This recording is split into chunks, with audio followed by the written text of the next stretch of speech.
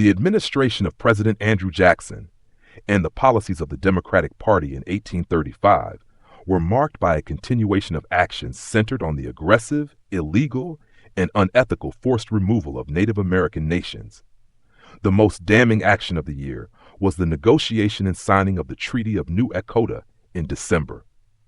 This treaty concerned the complete cession of all remaining ancestral lands of the Cherokee Nation east of the Mississippi River.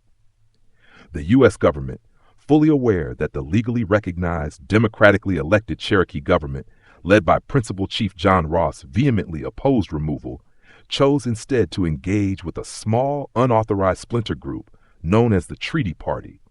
This small faction had no legitimate power to speak for the overwhelming majority of the 16,000 members of the Cherokee Nation, yet the Jackson administration pressed forward.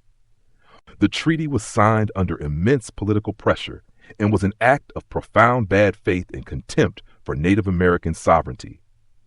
By agreeing to the forced cession of land, the government ignored all prior treaties that guaranteed Cherokee territory and effectively invalidated the U.S. Supreme Court's ruling in Worcester versus Georgia, which had upheld the Cherokees' right to their lands.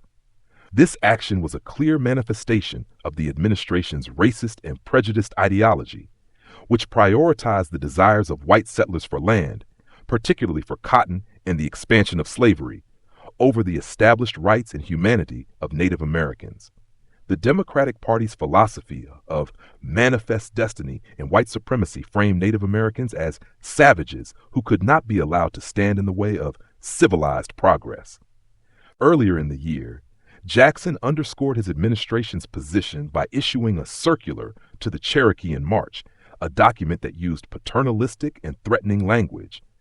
He asserted that circumstances that cannot be controlled render it impossible that you can flourish in the midst of a civilized community, an explicitly prejudicial statement used to justify their expulsion. He warned them that their fate, to the remotest generation, depended on their acceptance of removal. This was essentially a thinly veiled ultimatum to accept land theft or face ruin. Furthermore, the consequences of this widespread policy, authorized by the Indian Removal Act that the Democrats strongly supported, escalated in 1835 with the beginning of the Second Seminole War in Florida. The Seminole Nation, which adamantly refused to honor a coerced removal treaty, took up armed resistance against the U.S. military. The war was a brutal and costly reminder that the administration's willingness to use military force, violence, and war to achieve the genocidal goal of clearing the South of its native population